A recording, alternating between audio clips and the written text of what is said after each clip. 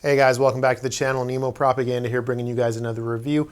You guys know what we do on this channel. We review speakers, subwoofers, and all kinds of stuff, predominantly for two-channel music applications. So today we've got the Velodyne DB12 here. It's part of their Deep Blue range. It comes in a few different sizes, 8, 10, 12, and 15. Today is the 12, as I have said.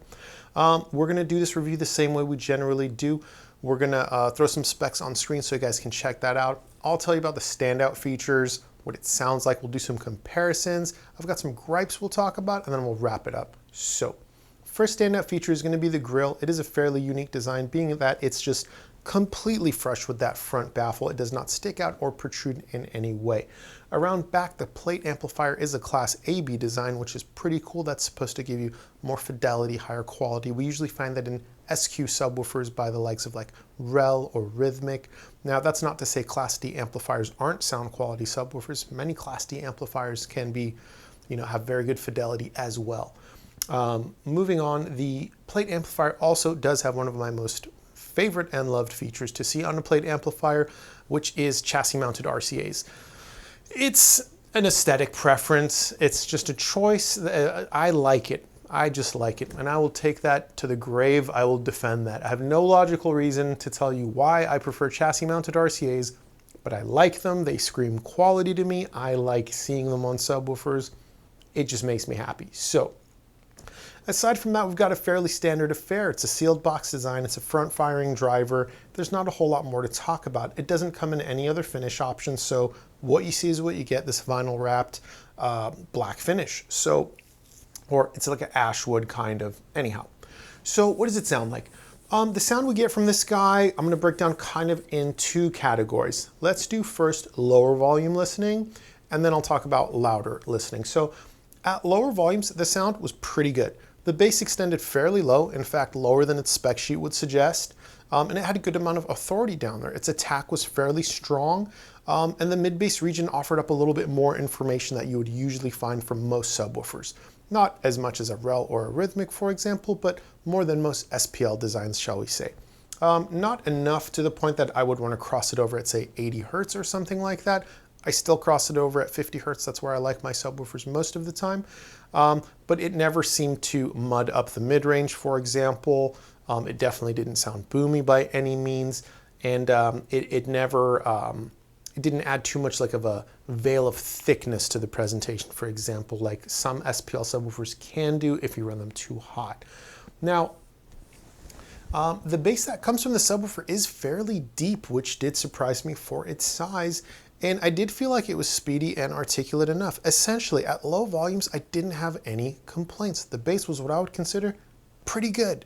Pretty good. Not the best I've heard, definitely not the worst I've heard, just pretty good. Lower volumes for me, it's about 70 to 75 dB. But that's low. I know most people don't listen that low. So when I review subwoofers, I also turn them up closer to 80 to 85 dB. And that's not too loud either, but it's about as loud as I like to enjoy. And that's when things kind of changed, and they usually don't. I've reviewed a lot of subwoofers on this channel with respect to two-channel music. I may have reviewed more subwoofers than any other reviewer with respect to two-channel music applications, in fact, on the YouTube platform. But my point is, at louder volumes, some of that goodness wasn't there. So the low frequency extensions still extended low. They still had authority. The attack was still strong. It still pressurized my room.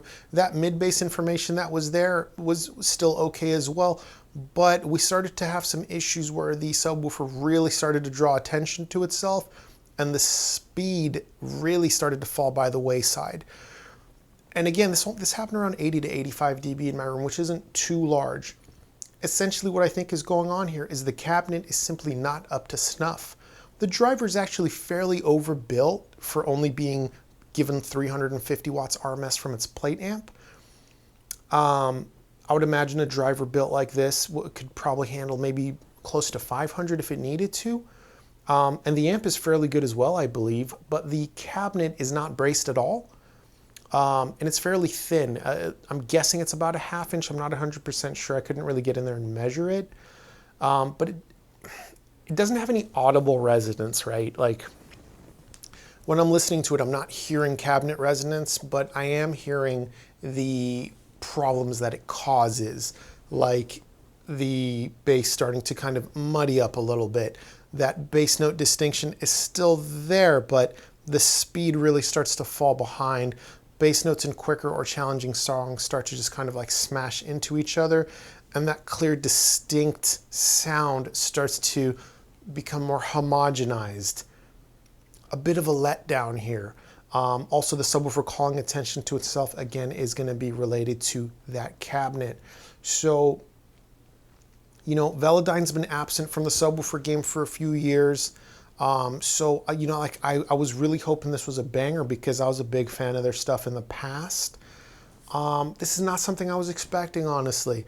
The whole thing only weighs 29 pounds, so I'm not exaggerating when I say the cabinet's on the thinner side and it could stand to be thicker.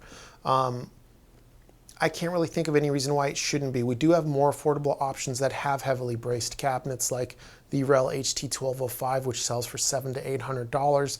As you can see in the picture on the screen, it's got a big beefy brace right in the middle of that cabinet. The thing's rigid, it sounds phenomenal. You can crank that thing to very loud volumes, and we don't run into those same integration issues or those resonance causing issues like the bass starting to kind of like mash into each other note after note. That was a bit disappointing, and I'll be honest, it was more than just a bit disappointing at $1,200. So let's talk about some complaints. And I'm gonna try to be civil here, because I did an earlier take where I kind of just went into like a little bit of a rage and ended up rage quitting. And that's not my point. I don't want to sit here and just kind of like rage on Velodyne for this. I want to be constructive and clear in my criticism. So let's start with first some aesthetic criticism. The pull tab on the grill, as I've already mentioned, it does look a little bit cheap. This is a $1,200 design, and that pull tab kind of reminds me of those like IKEA shelves with those like pull boxes. They've got those little tabs on them. It doesn't scream $1,200. The logo on the front is just kind of stuck right on there. It's a sticker essentially. It's a nice sticker, and it is in line with the Velodyne brand. Velodyne subwoofers have always had this kind of logo on there, but on the more expensive models that were close to this in price, even on some of the cheaper models, like I had the DPS-10, that was like a $500 subwoofer by Velodyne. That little sticker logo thing was recessed into that front baffle. It looked like it fit there. It belonged there. It was designed to be there. Whereas here, it just looks like it was just slapped on as an afterthought.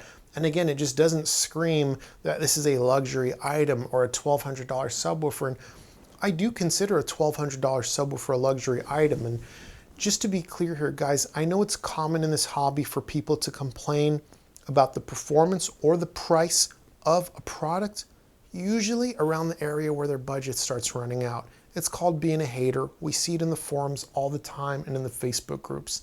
That's not what's going on here, I assure you guys. A lot of my subscribers, you guys know, you know, if I wanted to buy one of these, I could buy one of these. If I wanted to buy 20 of these, I could buy 20 of these. This is not outside of my financial means. My complaints and criticisms have nothing to do with my ability or lack of ability to obtain this. This is within my range to obtain within ease. So again, I'm not saying that to flex. My point is I want to make it clear that I'm not simply complaining because this is out of reach. It's not. You guys have seen I've reviewed stuff on this channel that's much more expensive, you know what I mean? Anyhow, so back to my criticisms. The pull tab, not a big fan of. The logo that's stuck on, not a big fan of. And the vinyl finish. So I feel at $1,200 and up, we should be getting painted finishes. I understand gloss paint, like piano finishes, have gotten expensive over the years, but at minimum, a matte black painted finish. We can see those from brands like XTZ, Emotiva, Preamp Audio. A lot of brands give us those matte painted finishes on their affordable models that are under $1,000. I don't see any reason why Velodyne can't do that here for $1,200. $1,200 is a lot of money. We should have a painted cabinet. I do have some other criticisms as well, guys. The train doesn't stop here. And I'll admit, I can be a picky guy. I can be, but I'm putting myself, like, I'm simply comparing this to other subwoofers in and around this price range. I haven't even gotten to comparisons. I will in a second, guys, I promise. So when we remove this grill here, right, And some people may say, you know, maybe you're not supposed to remove the grill. Maybe you're supposed to leave it on. Cool, whatever. Whether you keep the grill on or off is a personal choice. It always has been with speakers and subwoofers. This bezel here, and I'll do a close-up on screen, is not finished. It's not vinyl wrapped like the rest of the subwoofer. It looks like it's just maybe got a light stain on it to help it blend in, but it's a bit of an eyesore, honestly, and you kind of have to leave the grill on. And again, for $1,200, I just don't think that's something that should be like that. I think we should have a better cabinet. It should be a painted cabinet. It should be fully finished. The grill should be nicer, and the logo, the signage, if you will, should be nicer. I'm going to give Velodyne a little bit of a break here and say you've been gone from the subwoofer market for a while. Maybe you guys don't know how much it's evolved and changed and how much subwoofer you get for $1,200 these days. Maybe you're thinking more about how things were about a decade ago. Things have changed, guys. The $1,200 category, highly competitive. We're going to get into some comparisons and you guys are going to see what I'm talking about. So, first comparison, Velodyne DB12 versus a Rhythmic F12. The Rhythmic F12 in the piano black is cheaper by $50. It gives us a 12-inch driver as well. It gives us a Class AB amplifier as well with 370 watts. The Rhythmic F12 is just a little bit larger, as you can see by the picture on the screen. But it would not be an exaggeration to say, by comparison, any descriptor you want to use for sound quality, the Rhythmic F12 would slaughter the Velodyne DB12. Absolute bloodbath. No comparison. The Rhythmic F12 extends lower, can play louder, its bass is deeper, tighter, quicker, more articulate, a superior mid-bass region, and even at the limit, it holds on to all those amazing sound characteristics. It never starts to muddy up. The speed never slows down. To the last just bit of output that it has to offer, it plays clean, it's dynamic, it is a great subwoofer. And it gives us a painted cabinet. So that's a tough one. And look, all I'm doing is comparing this to something else that's the same price, right? I don't mean to I didn't start this channel to speak poorly about products, guys. That's not my goal here. I'm simply giving you an accurate assessment. And remember, I'm a fan of the Velodyne brand. I'm not enjoying this. But let's do some other comparisons and see what happens. Also, of course, fit, finish, and construction quality of the cabinet. The driver, again, Rhythmic F12 is superior in every way. That is a manufacturer direct brand though, so you know, maybe they have the edge. Let's talk about a brand that is more globally distributed, REL. REL T9X. Here in the US, it's a little bit more expensive by about $240. In UK, they're about the same price, this and the REL T9X. So this comparison is fairly even, I would say. The REL T9X, with respect to its material choices, build quality, fit and finish, again, is superior to the Velodyne DB12. Everyone knows REL makes a beautiful subwoofer. It's fit and finish, very nice. But also with respect to sound quality, again, we've got a similar story. Any descriptor we want to use to describe sound, extension, output, authority, dynamics, transient response, speed, bass note distinction, articulation, the REL T9X is again superior to the Velodyne DB12, and a comparison simply would not make sense. The REL T9X slaughters the Velodyne DB12. You guys that have watched a lot of my videos, you know I don't talk about stuff this way when I do my comparisons. I don't think I've ever on this channel have said one product absolutely slaughters or murders another product. I don't use those kinds of words. I've never had to, because until now I've never had a product in for review that was so not worth its asking price. I know that sounds harsh, but again, Velodyne, like, I get it. You guys have been away for a while. Maybe you haven't seen where the market is at. I'll give you one more example in and around the same price. Emotiva RS11. I'm just going to throw up a picture of the driver on the screen. That is a substantial driver Emotiva gives us with the RS11, and it again outperforms this by quite a bit. fit, finish, sound quality, extension, output, you name it. The Emotiva RS11 at $1,200, which is identical in price to the Velodyne DB12, does murder it. And I'm talking in sealed mode, because the RS11 is a ported subwoofer, but you can plug the port. In sealed mode, it still murders this. Okay, so not the best comparisons. Let's go down in price. Maybe Velodyne's go-to-market strategy was planning to price it high but offer some deep discounts, kind of like we see Kef do with the Q150. You know, other companies do it. Polk Audio does it with some of their speakers. They might give as much as 50% off. Let's assume they're going to give us some kind of discount, and maybe it'll be like $600 to $800. Okay, so REL HT1205 is about $700 to $800. Its build quality is still better. It still gives us a better cabinet. The driver on the REL 1205 is stiffer. The driver on the DB12 does have a larger motor section. I will give it that. Because again, this does have a decent driver, and it just doesn't have the stiffest cone. The REL will stay far more consistent in its performance. It's quicker, it's tighter, the bass is deeper, it is more articulate, it has a better mid bass. The REL HT1205 is still better in every way compared to this subwoofer. They're not worlds apart like the subwoofers costing $1,200 were, but the REL 1205 is still quite a bit cheaper than this is at full retail, and still quite a bit better.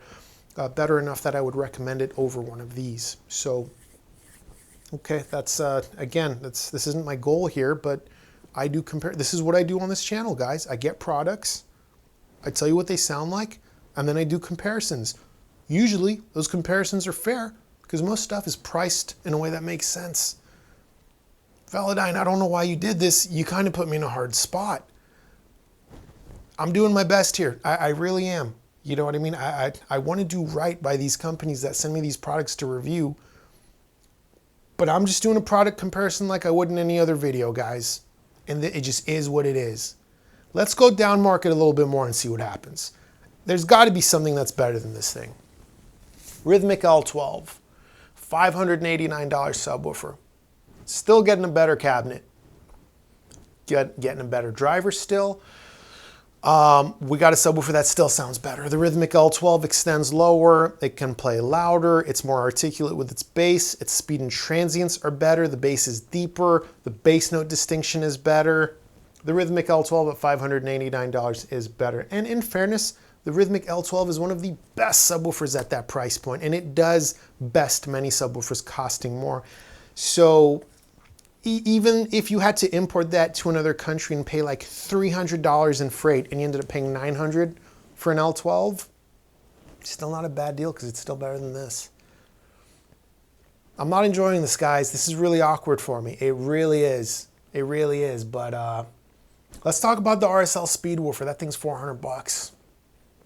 Yeah, we're still getting a better cabinet from a $400 subwoofer. The driver on the RSL Speed woofer 10S is built to a higher standard as well. The RSL Speed woofer is not going to, at low volumes, I'll be honest, the Velodyne does sound a little bit cleaner at lower volumes, but at higher volumes where the DB12 starts to fall apart with its bass distinction and speed, the RSL holds its composure and is more linear with its output and stays playing clean until much louder volumes. It extends lower, it offers up more output. This is tough, guys. I spent a lot of time with this. I don't know why they didn't give us a better cabinet. Velodyne, what are you doing? What are you doing?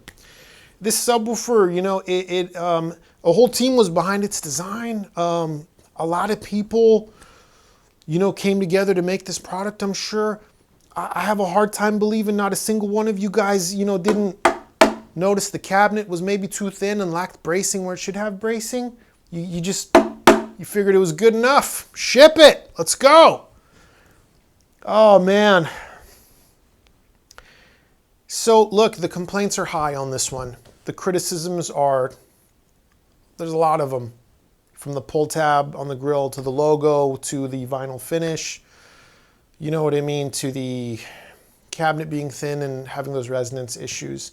I will say the driver is, no, it's not. I was going to say it's cast, but it's not. It's a stamped basket. Never mind. What the hell, Velodyne? Why'd you do this to me? This is your fault. Again, I didn't start this channel to shit on products. And I have no financial interest here, guys. I really don't. I do this channel for free and for fun. This is what's called a passion project. This channel operates at about a $10,000 loss a year. I don't do this to make money. Nobody pays me. Occasionally a manufacturer will let me keep the product, but if I'm being frank here, I don't give a fuck. I really don't care if I get to keep the product. It doesn't benefit me in any way. My sound system, as it sits, is at around $16,000 right now. What does that mean? That means if I want something that's expensive, I can buy it myself. I'm blessed. I have a good job. I don't use this channel to generate revenue. I never use affiliate links. I've never taken financial compensation from a manufacturer. I've never taken a product and kept it in return for a good review. Usually when you get to keep a product after a review, you don't find out until after the review is done. It's very rare that a company will send a review sample and tell you up front you get to keep it. That would be considered bribery by a lot of us. It's highly frowned upon, and I consider it to be very disrespectful as well. Whew, boy.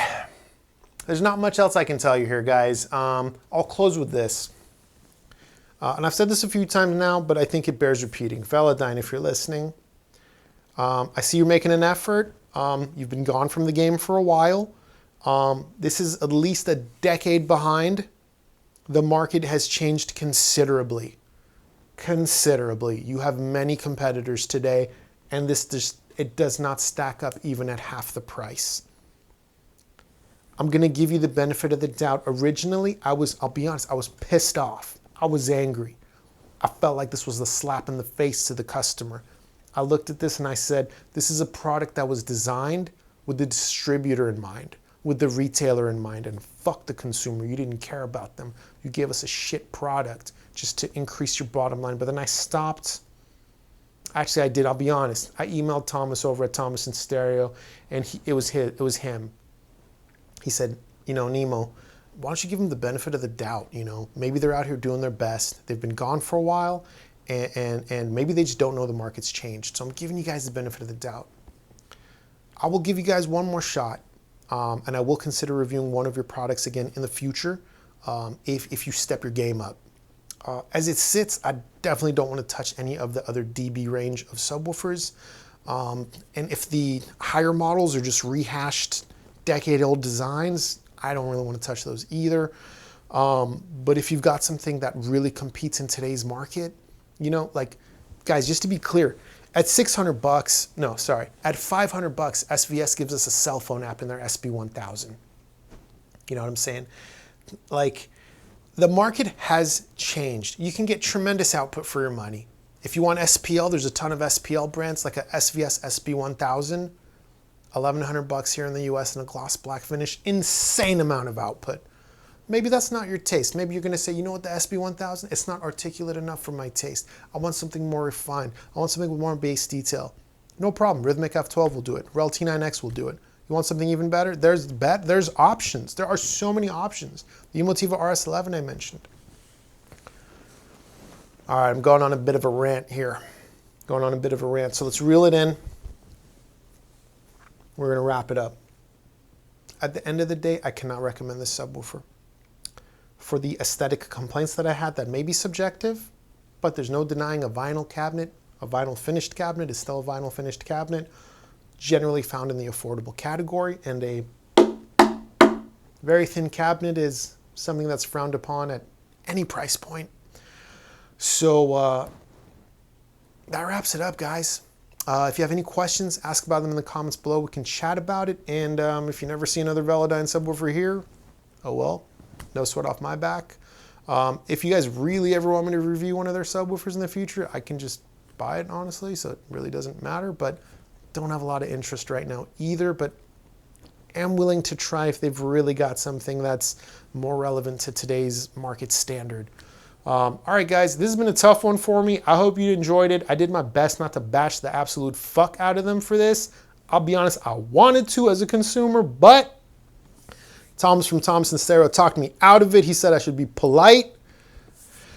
Give them the benefit of the doubt and not fucking rage. So I did my fucking best to reel it the fuck in. Until next time, guys, thank you for tuning in, and later.